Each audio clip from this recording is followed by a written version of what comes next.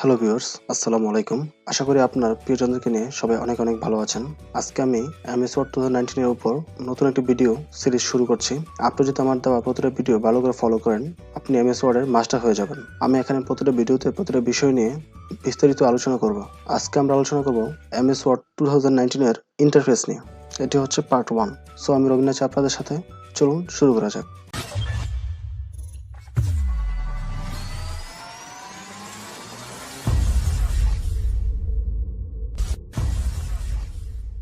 Well, যেহেতু এটি first video, so আপনার যদি এমএস অফিস 19 ভার্সনটি ডাউনলোড করা না থাকে বা ইনস্টল করা না থাকে, তাহলে আপনি আমার ইউটিউব চ্যানেলের একটি ভিডিও থেকে শিখে নিতে পারেন কি করে MS office 2019 original version download করা যায় এবং কি করে ইনস্টল করতে হয়।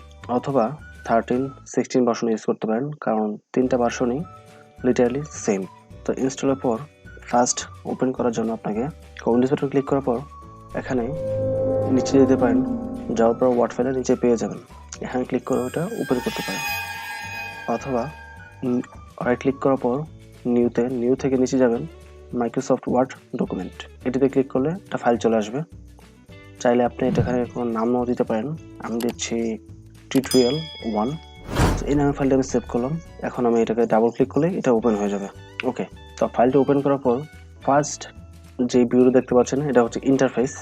তো ইন্টারফেসের একদম বাঁ পাশে উপরে যে কয়টা অপশন দেখতে পাচ্ছেন, এটাকে বলা হয় কুইক টুলবার। তারপরে যেটা হচ্ছে tutorial1.docx, এটা হচ্ছে আমার যে ফাইলটা, এই ফাইলের নামটা এখানে শো করতেছে, এটাকে বলা হয় টাইটেল বার। দেন যে সার্চ অপশনটা আসলো, এটা আমরা পরে দেখিয়ে দিব এটা কাজগুলো, বাট এটা 13 এবং 16 ভার্সনে পাওয়া যাবে না। একদম রাইটে যেটা আছে এটা হচ্ছে ক্লোজ বাটন, ক্লিক করলে ক্লোজ হয়ে যাবে। আবার এটা ওপেন করছি। তারপর হচ্ছে রিস্টোর ডাউন, আবার ক্লিক করলে ম্যাক্সিমাইজ। তারপর হচ্ছে মিনিমাইজ, ক্লিক করলে মিনিমাইজ হয়ে যাবে, আবার ক্লিক করলে ওপেন হবে। তারপর হচ্ছে রিবন ডিসপ্লে অপশন। এখানে তিনটে অপশন দেওয়া আছে। একটা হচ্ছে অটো হাইট রিবন, আপনার উপরে যে রিবন অপশনটা আছে এটা হাইট হয়ে যাবে। উপরে মাউসের কার্সর নিয়ে ক্লিক করলে এটা আসবে। পরেরটা হচ্ছে শো ট্যাব। এখানে শুধু আপনার যে ট্যাবগুলো আছে প্রত্যেকটা ট্যাব শো করবে। ট্যাবগুলোতে ক্লিক করার পর ট্যাবের ভিতরে যে ফাংশনগুলো আছে সেটা শো করবে, আদারওয়াইজ এটা শো করবে না। সো আমি সবার নিচেটা দিয়ে রাখতেছি শো ট্যাব অ্যান্ড কমান্ডস, তাহলে আপনার সবসময় ওপেন থাকবে এবং কাজ করতে সুবিধা হবে। আর পাশে যে আমার ছবিটা দেওয়া আছে রফিকুল ইসলাম, এটা হচ্ছে আমার মাইক্রোসফট যে অফিসের মেল অ্যাকাউন্ট, ওটা যে রেজিস্ট্রেশন করা আছে, যার জন্য এটা আমার দেখাচ্ছে। আর যদি আপনার কোনো মাইক্রোসফটের অ্যাকাউন্ট থাকে তাহলে ওটা দিয়ে লগ ইন করলেই এটা অটোমেটিকভাবে অ্যাড হয়ে যাবে। ওকে, এখন এই ফাইল থেকে এই হেল্প পর্যন্ত যে অপশন দেখতে পাচ্ছেন এটাকে বলা হয় রিবন, এবং প্রত্যেকটা রিবনের ভিতরে অনেকগুলো কমান্ড অথবা ফাংশন দেওয়া আছে। আবার এটাকে মেনু বার বলা হয়, অথবা ট্যাবও বলা হয়। Home tab, insert tab, design tab এটাও বলা হয়, বাট এটাকে সম্পূর্ণটাকে একত্রে বলা হয় রিবন। ওয়েল, প্রত্যেকটা কাজ আমরা পরে দেখব। দেন এখানে যে অপশন দেখতে পাচ্ছেন এটাকে বলা হয় রুলার। এটা আপনার এখানে শো করতেও পারে, নাও করতে পারে। যদি শো না করে থাকে তাহলে ভিউতে ক্লিক করে রুলারে ক্লিক করলেই এটা চলে আসবে। ওকে, এটা হচ্ছে রুলার। আর এখানে যে সাদা পেজটি দেখতে পাচ্ছেন এটাকে বলা হয় ওয়ার্ক এরিয়া বা টেক্সট এরিয়া। এটাকে বলা হয় কার্সর। তো যেখানে ডাবল ক্লিক করবেন এটা ওখানেই মুভ করবে। সো দেখতে পাচ্ছেন যেখানে ডাবল ক্লিক করছে ওখানে এটা চলে যাচ্ছে।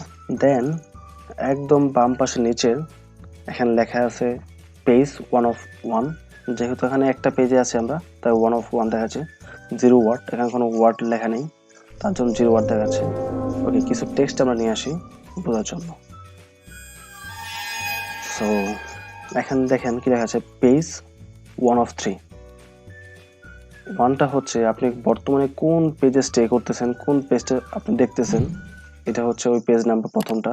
এবং টোটালি এই ফাইলের মধ্যে কতগুলো পেজ আছে সেটা হচ্ছে পরের নাম্বারটা। সো এখানে 3টা পেজ আছে, 3টা পেজের মধ্যে এখন আমরা প্রথম পেজে আছি, যার জন্য দেখাচ্ছে পেজ 1 of 3। যদি আমরা সেকেন্ড পেজে যাই, এখন দেখাচ্ছে পেজ 2 of 3, কারণ আমরা 2 নম্বর পেজে এখন আছি। আবার যে একটু নিচে যাই, এখন 3 নম্বর পেজে চলে আসলাম, তো দেখাচ্ছে কি 3 of 3, মানে 3 নম্বর পেজে আছি। আর ওয়ার্ড হচ্ছে 239টা ওয়ার্ড আছে। ওকে, এবং এই যে সম্পূর্ণ যে বারটা দেখতে পাচ্ছেন এটাকে বলা হয় স্ট্যাটাস বার। এখন আমরা ডান পাশে চলে আসি। এখানে যে 3টি অপশন দেখতে পাচ্ছেন, একটি হচ্ছে রিড মোড, আরেকটা হচ্ছে প্রিন্ট লেআউট, এটা হচ্ছে ওয়েব লেআউট। রিড মোডে ক্লিক করার পর আপনার আর্টিকেল পড়ার জন্য বড় হয়ে একদম ফুল স্ক্রিন হয়ে যাবে। জাস্ট এখানে ক্লিক করলেই পেজটা চেঞ্জ হবে, যেন পড়তে সুবিধা হয়। এটাকে বলা হয় রিড মোড। ওকে, দেন আমরা কেটে দিচ্ছি। তারপরে হচ্ছে প্রিন্ট লেআউট, যেটা ডিফল্টভাবে সবসময় থাকে। পরে হচ্ছে ওয়েব লেআউট, তো আমরা প্রিন্ট লেআউটে ব্যাক করছি। তারপরে হচ্ছে এখানে একটা মাইনাস বাটন দেখতে পাচ্ছেন এবং এখানে প্লাস বাটন দেখতে পাচ্ছেন। যখনই আপনার প্লাস বাটনে ক্লিক করবেন পেজটি বড় হবে, আবার যখন মাইনাস বাটনে ক্লিক করবেন পেজটি ছোট হয়ে যাবে।